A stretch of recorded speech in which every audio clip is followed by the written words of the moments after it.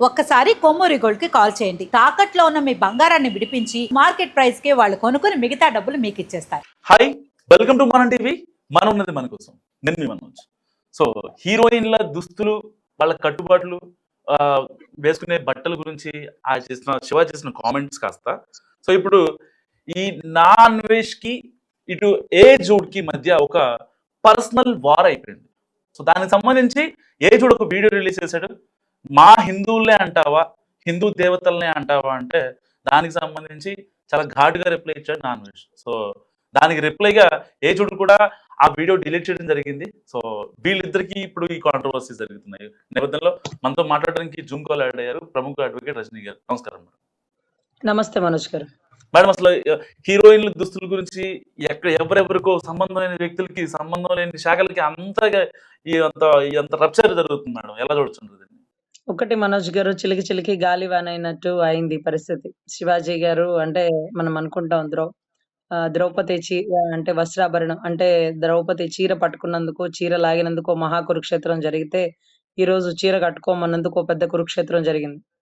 So అది ఎక్కడి నుంచి ఎక్కడికి నాయకులు కానీ, లేకపోతే యాక్టివిస్టులు కానీ, లేకపోతే కమ్యూనిస్టులు గాని, సోషలిస్ట్ గాని, ఆడవాళ్ళు కానీ ఎంతమంది ముందుకొచ్చి ఎంత అంటే ఒక్కొక్కరి మనోభావం ఒక్కొక్కరిలాగా ఉంది. అంటే మన చేతికున్న 5 వేళ్ళే ఒకేలా ఉన్నప్పుడు మన చుట్టూ ఉండే అందరూ ఒకేలాగా ఆలోచించాలని అనుకోవడం కూడా అవివేకం అండి. ఒక్కొక్కరి ఆలోచన ఒక్కొక్క రకంగా ఉండొచ్చు మేబీ.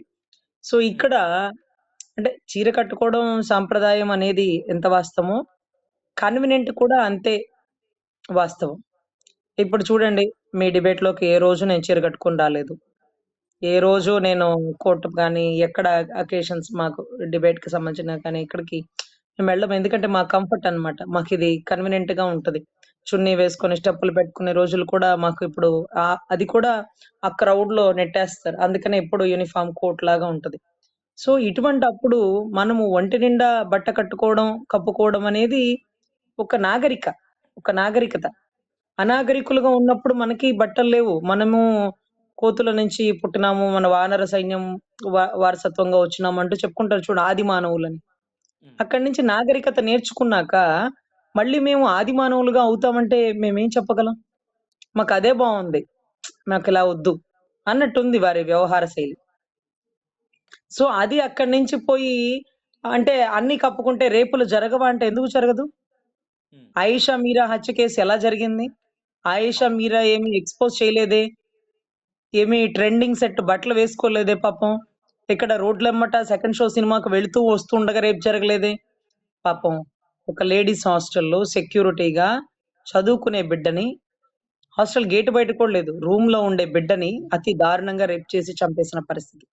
ఇకపోతే సుగాలి ప్రీతి, కర్నూలు కూడా ఉలిక్కి పడ్డటువంటి కేసు. 10th క్లాస్ చదువుకునే పిల్లని అతి దారుణంగా రేప్ చేసి సూసైడ్‌గా క్రియేట్ చేసినటువంటి పరిస్థితి. అంటే వీళ్ళందరికీ బట్టలు సరిగ్గా లేవు కాబట్టి రేపులు జరిగినాయా? కాదే. బట్టలు సరిగ్గానే వేసుకున్నారే, పసిబిడ్డలే, అంత అదిరిపోయే అందగత్తెలు, ఎక్స్‌పోజింగ్ చేసే పర్సనాలిటీలు కూడా కాదే పాపం. పసిబిడ్డలలో ఆ కోణాన్ని ఎలా చూడగలిగారు ఆ దుర్మార్గులు అంటూ ఈ రోజు కూడా మనం ఆ కేసుల గురించి మాట్లాడుతూ ఉంటాం. సో ఇటువంటప్పుడు చీరలు కట్టుకోవట్లేదు, అందుకే రేపులు జరుగుతున్నాయి.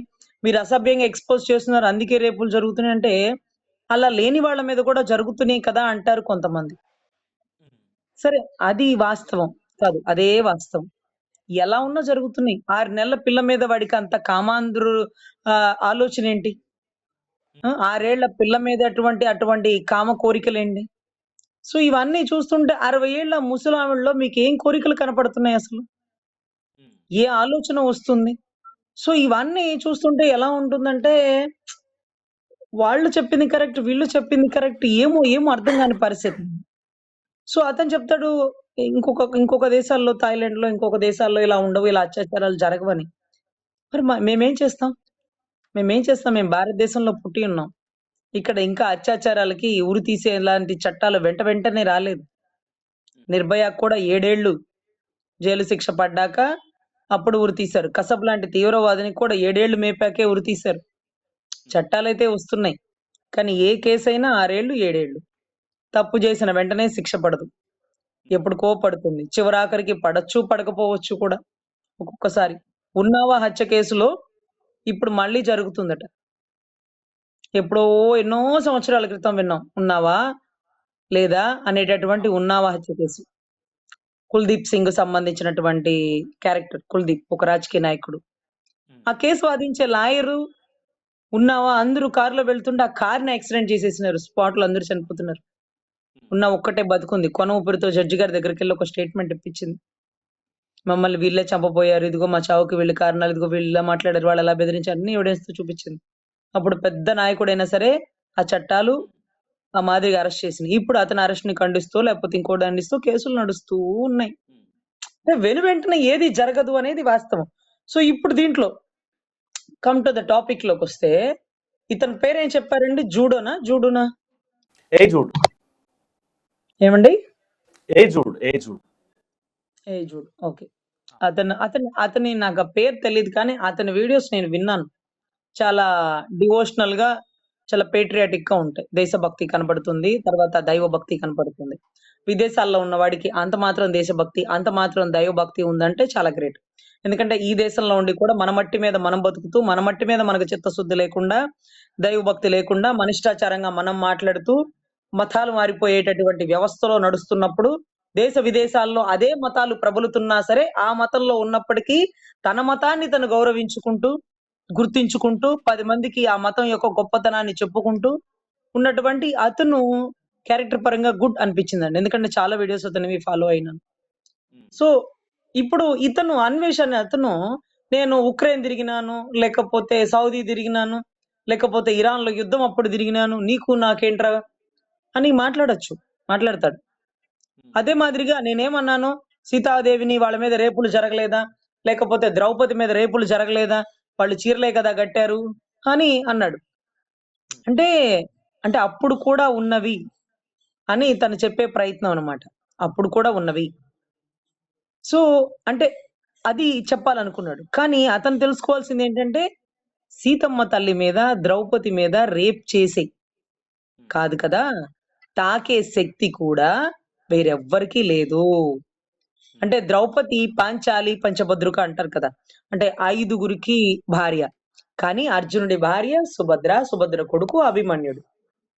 అభిమన్యుడిని చంపేసినటువంటి సైంధవుడు, ఆ సైంధవుడికి సహకరించినటువంటి కర్ణుడు, ఆఖరిగా బలైపోయినటువంటి పరిస్థితి. అర్జునుడు, కృష్ణుడి చేతిలో కర్ణుడు. అంటే ధర్మాన్ని పాటించకపోతే భీష్ముడైనా ఒకటే, ద్రోణుడైనా ఒకటే, ఎవరైనా ఒకటే. ఇది తప్పుని తప్పు అని చెప్పినటువంటి విదరుడు గొప్పవాడు. విదర నీతి అంటారు చూడండి. అట్లా. అంటే చాలా మంది చెప్పలేరు. తప్పుని తప్పు అని చెప్పలేరు. సరే తప్పు అని చెప్పాలంటే చాలా గుండె ధైర్యం కావాలి. చేతిలో గన్నుంటే సరిపోదు. కాల్చే దమ్ముండాలంటారు చూడండి. నీ కళ్ళ ముందు తెలిస్తే నిజం అది కాదు. నువ్వు మాట్లాడగలిగేదే నిజం. సో, ఇటువంటి పరిస్థితిలో అతను చాలా ఓపెన్‌గా మాట్లాడతారు. ఇందాక మీరు చెప్పినటువంటి ఆ జూడన్ అతను. ఓపెన్‌గా మాట్లాడతారు. చాలా డివోషనల్‌గా, పేట్రియాటిక్‌గా, దేశభక్తిగా చాలా అతని వీడియోస్ బావున్నాయి. అయితే ఇతను మాట్లాడే ధోరణి నేను వినాయకుడి మీద ఉట్టేస్తా, నేను భగవత్ మీద ఉట్టేస్తా, ఇంకా నన్ను క్షమించకపోతే మీరే నాశనం అయిపోతారు. అరే! నాకు చాలా దారుణంగా అనిపిచ్చింది. నువ్వు నీ పని నువ్వు చేసుకుంటున్నావు కదా! అతని వీడియోస్‌కి, నీ వీడియోస్‌కి నక్కకి నాగలోకానికి ఉన్నంత తేడా ఉందన్నావు కదా! ఇది కరెక్ట్. నీ వీడియోస్‌లో ఆడబిడ్డల్ని అసభ్యంగా చూపించే వీడియోస్. ఇక్కడ చూసారా పాపలు ఎట్లున్నారో?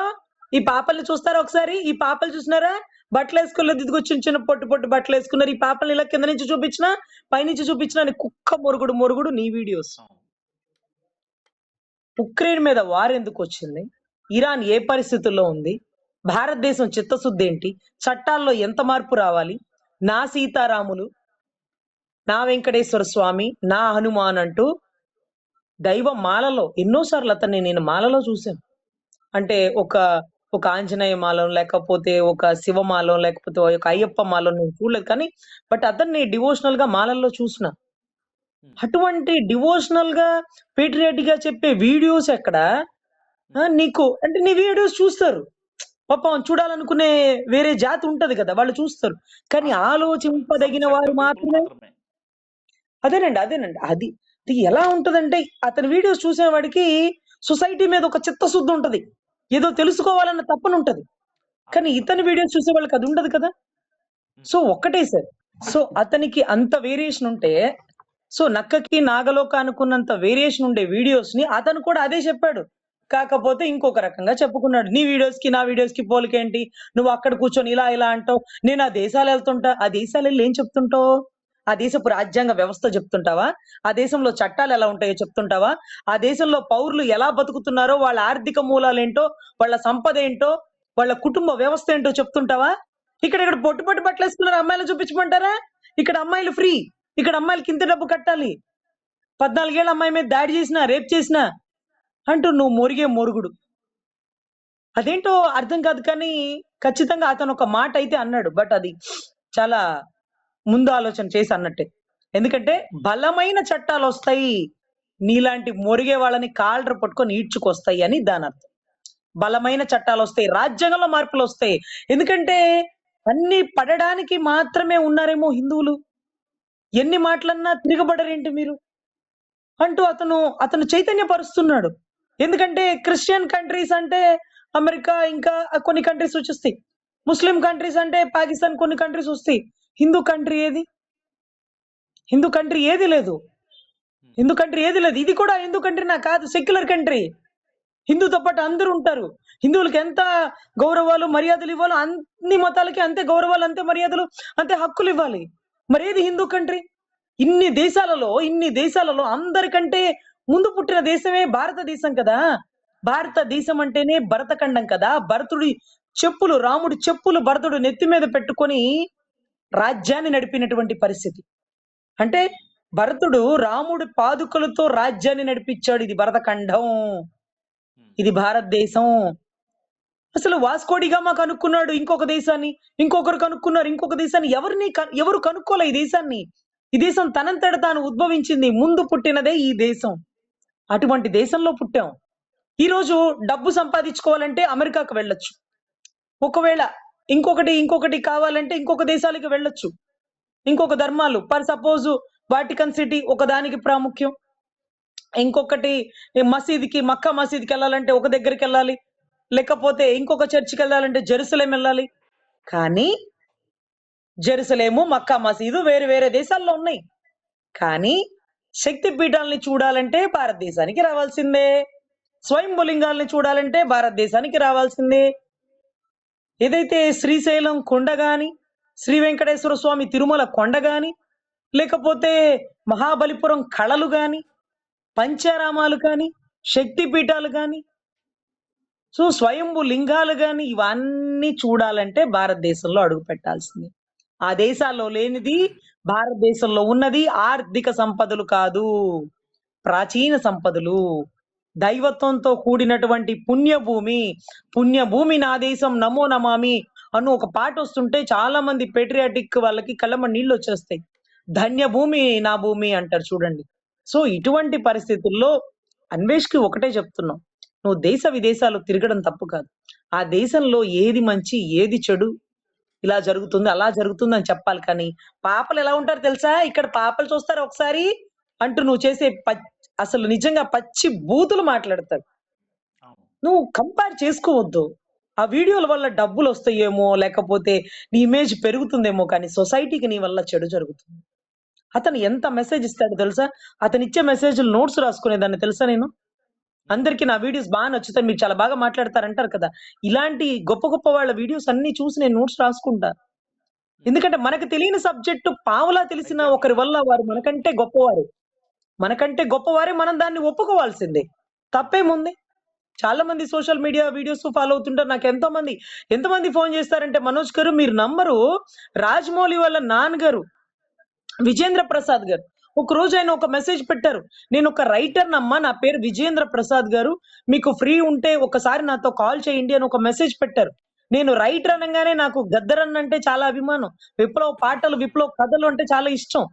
అలాంటి పాటలు రైటర్ అంటే రాస్తాడేమో, రచయిత ఏమో అనుకుని ఆయనకి నేను ఫోన్ చేస్తే నాకు ఆశ్చర్యం వేసింది. ఆయన ఒక ఎంపీ క్యాడర్, రాజ్యసభ.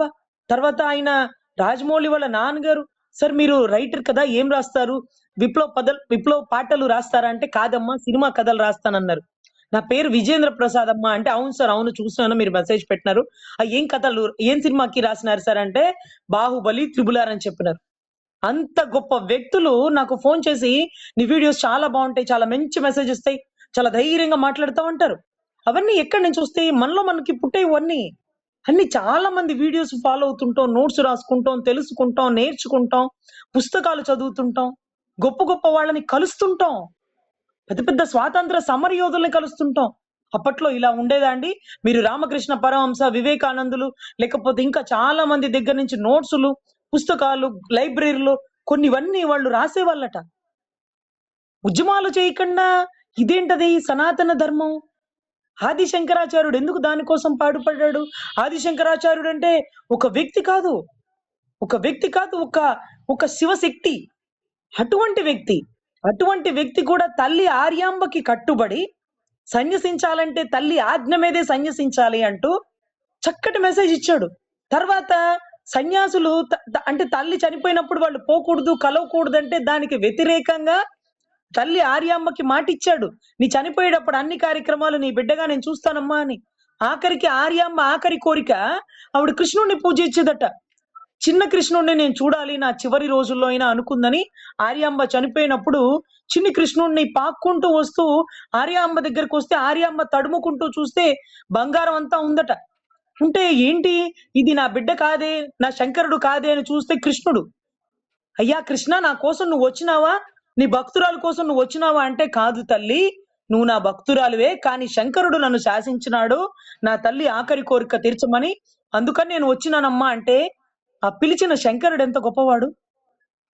అట్లే కేరళలో పుట్టి పెరిగినాడంట. కేరళలో తల్లిని అంత్యక్రియలు చేసేటప్పుడు అరిటాకు మీద అగ్నిహోత్రంతో అంత్యక్రియలు చేసినారట. సో కేరళకు ఒక శాపాన్ని విధించినారట. అందుకనే ఈ రోజు కూడా శంకరుడి పీఠం అక్కడ ఉండదట. ఇవన్నీ కూడా చాగంటి గారి ప్రవచనాల్లో విన్నాం, మేమేమి చూడలేదు, అన్ని విన్నాం. నేను కేరళ వెళ్ళినప్పుడు అక్కడ ముఖ్యమంత్రిని కలిసినప్పుడు అక్కడ కమ్యూనిజం భావాలు ఉన్నప్పుడు కూడా అనంత పద్మనాభ స్వామి గుడికి వెళ్ళి అక్కడ ఎంతో మంది పెద్దల దగ్గర నుంచి ఎన్నో విషయాలు విని తెలుసుకున్నాం.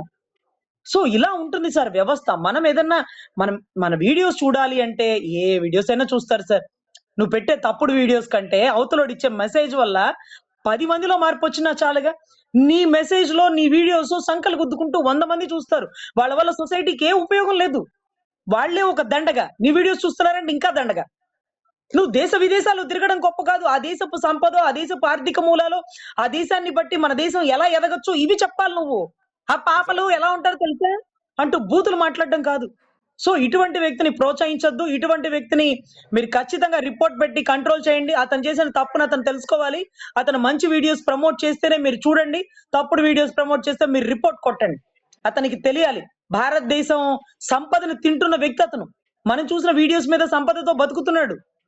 సో మనం తప్పుని ఎంకరేజ్ చేయొద్దు. ఇలాంటి వ్యక్తిని మన భారతదేశం నుంచి పక్క దేశానికి వెళ్ళిన వ్యక్తి చెడిపోతూ మనల్ని కూడా చెడగొడుతున్నప్పుడు అతను బాగుపడాలంటే, సొసైటీని అతను బాగుపరచాలంటే, అతను చేసింది తప్పు అని తెలియాలంటే మనం ఖచ్చితంగా రిపోర్ట్ కొట్టాలి. అతని సబ్స్క్రైబర్స్ ఆగిపోవాలి, అతని వీడియోస్ ని బ్లాక్ చేయాలి. సో తద్వారా సొసైటీకి మంచి మెసేజ్ ఇచ్చిన వాళ్ళం అవుతాం. Don't compare to others. నీతో ఆ జూడో అతన్ని కంపేర్ చేయకండి. అతను చాలా పేట్రియాటిక్, చాలా డివోషనల్ గా ఉంటాడు. అతను సొసైటీకి మంచి మెసేజ్ ఇస్తున్నాడు, మంచి సబ్జెక్ట్ అందిస్తున్నాడు. కాబట్టి మనము అతన్ని ఎంకరేజ్ చేయాలి, ఇతన్ని డిస్కరేజ్ చేయాలి. మంచిని ప్రోత్సహించాలి, చెడుని నశింపాలి. లేకపోతే అది అధపాతాళానికి అది తొక్కబడుతుంది, మనల్ని ఇబ్బంది పెడుతుంది. సో ఖచ్చితంగా మనము తప్పుని కంట్రోల్ చేయాలని నా ఉద్దేశం sir. Thank you madam. So ఇది రజనీ గారి అనాలిసిస్. మీరేమనుకుంటున్నారు మస్ట్ కామెంట్ చేయండి. చూస్తున్నాం మనం టీవీ.